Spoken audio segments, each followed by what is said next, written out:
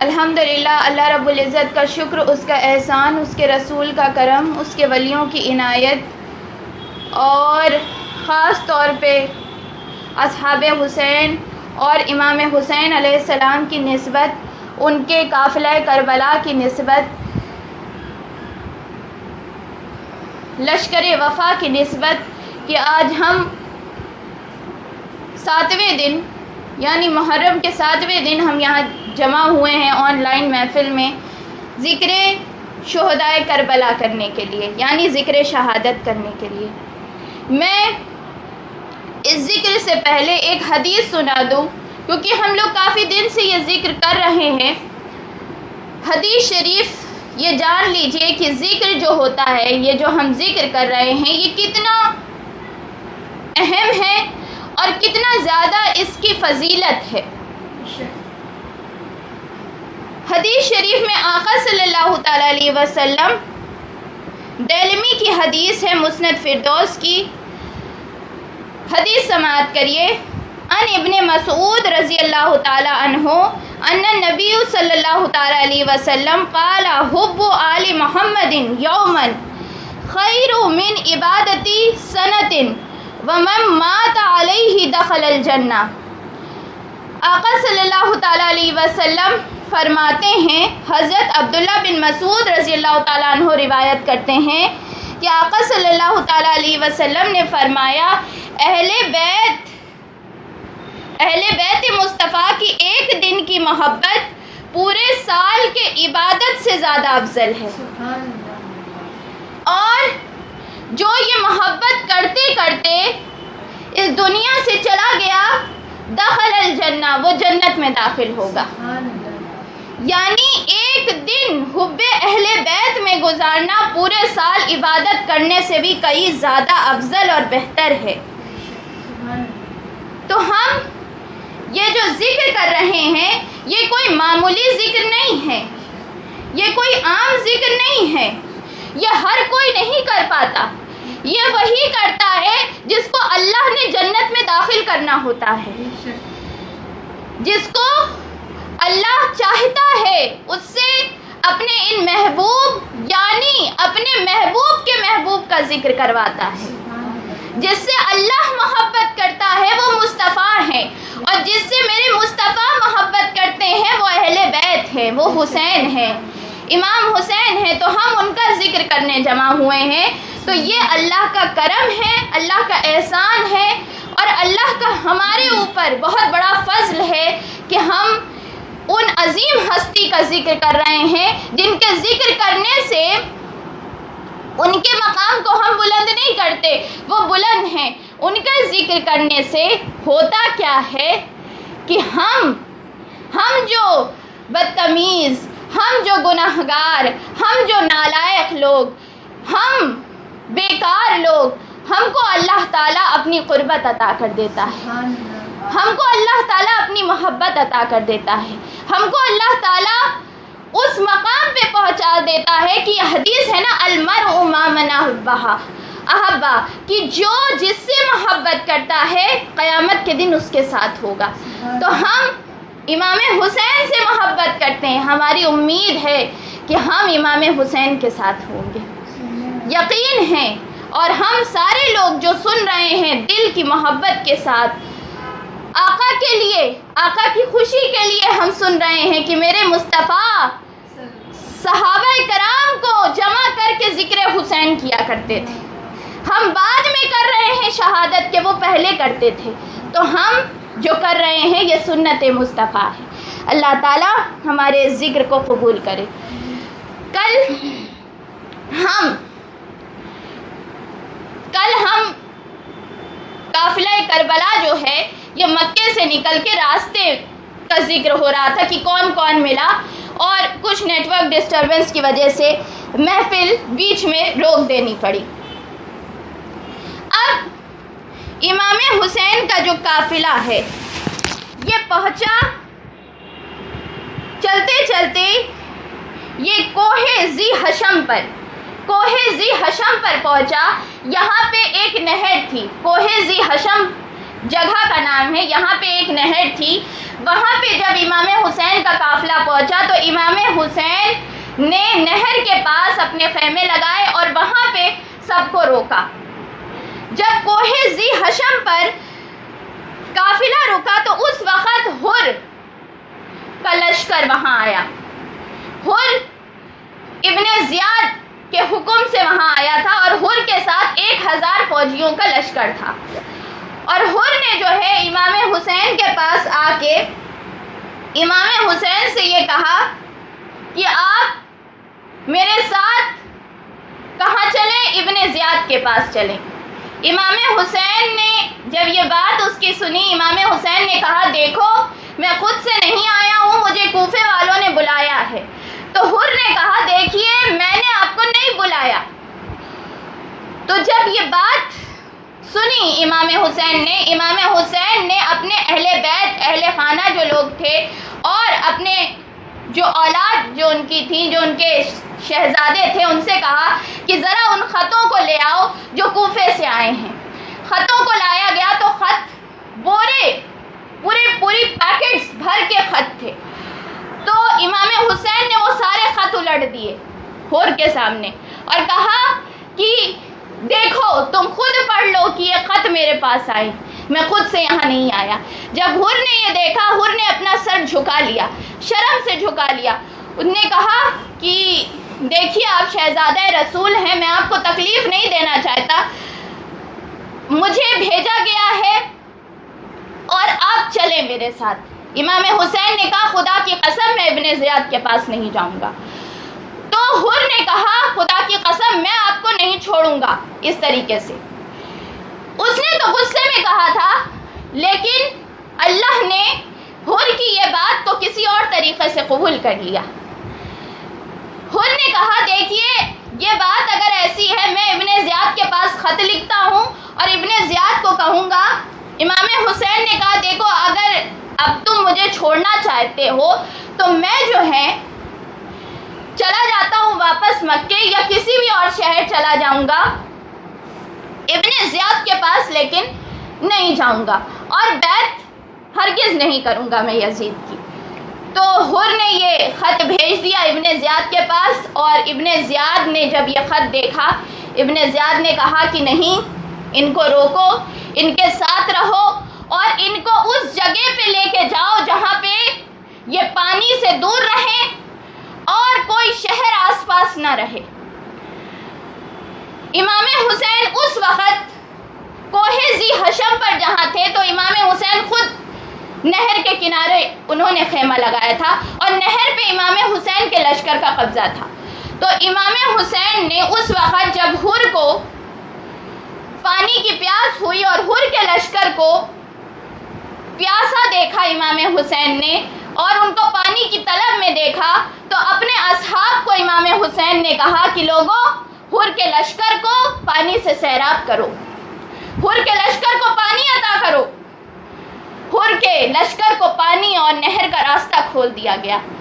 حر نے وضو کیا، نمازیں پڑھی گئیں، لیکن حر نے امام حسین سے الگ اپنی صف نہیں بنائی، بلکہ حر نے کہا کہ امامت آپ ہی کریں اور میں آپ کے پیچھے نماز پڑھوں گا. امام حسین نے حر کے لشکر کو امامت کروائی اور اپنا لشکر بھی امام حسین کا ساتھ میں تھا.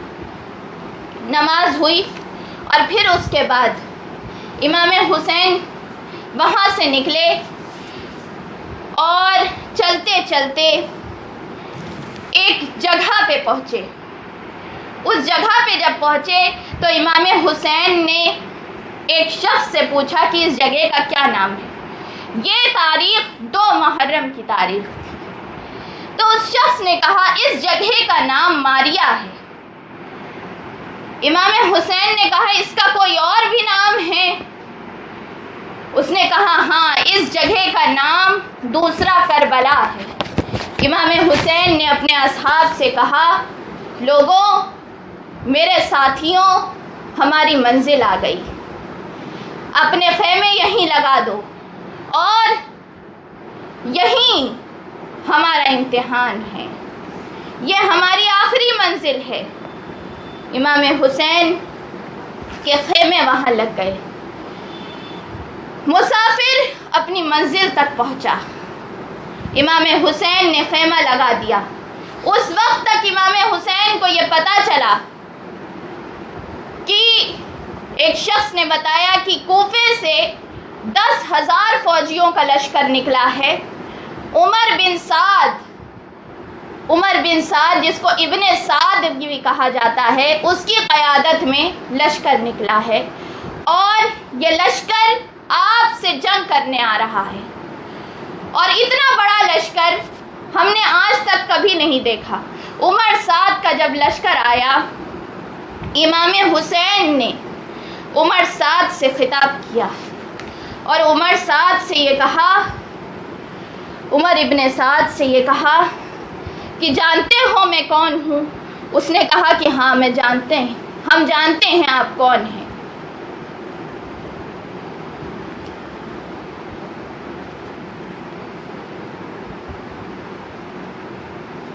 ہم جانتے ہیں آپ کون ہیں۔ پھر اس کے بعد، ہلو آواز آ رہی ہے سب کو؟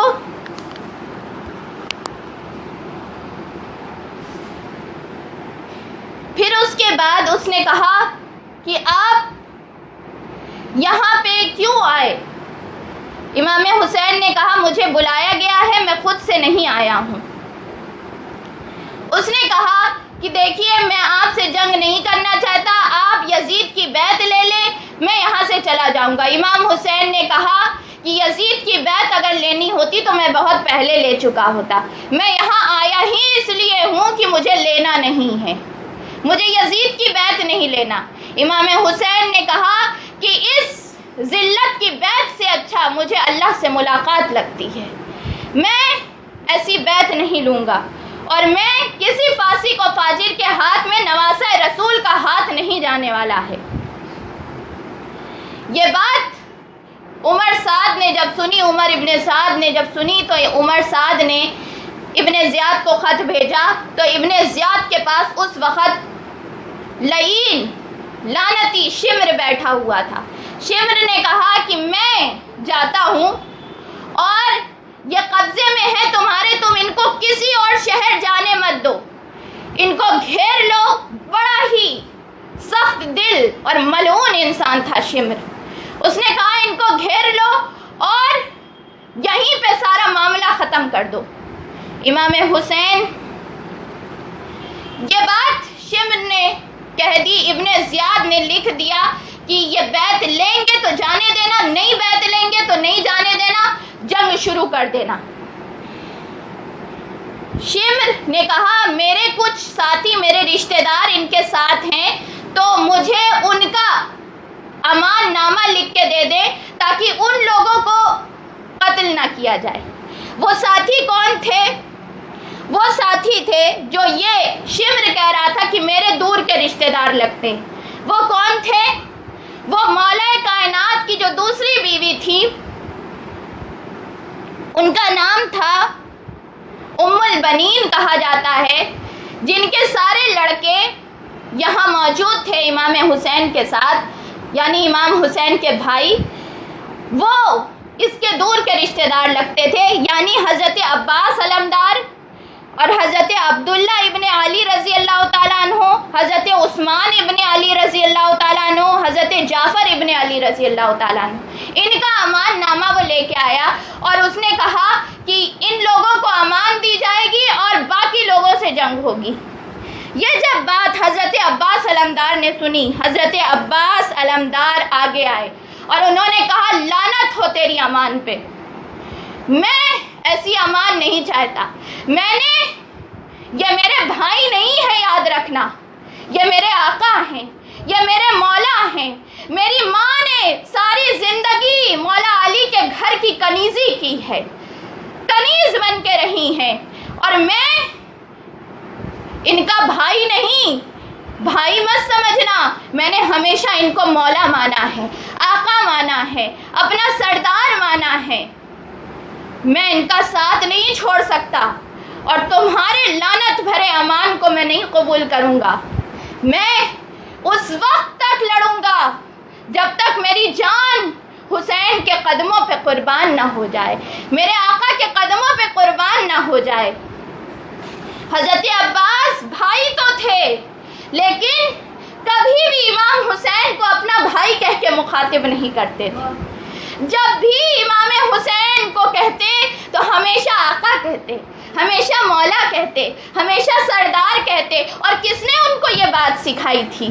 ان کی والدہ نے سکھائی تھی۔ ان کی والدہ نے کہا تھا، عباس اور میرے سارے بیٹوں، تم امام حسین کے بھائی نہیں ہو، ان کے غلام ہو، ان کے نوکر ہو، ان کے منگتے ہو، ان کے در کے تم ایک ادنا سے غلام ہو۔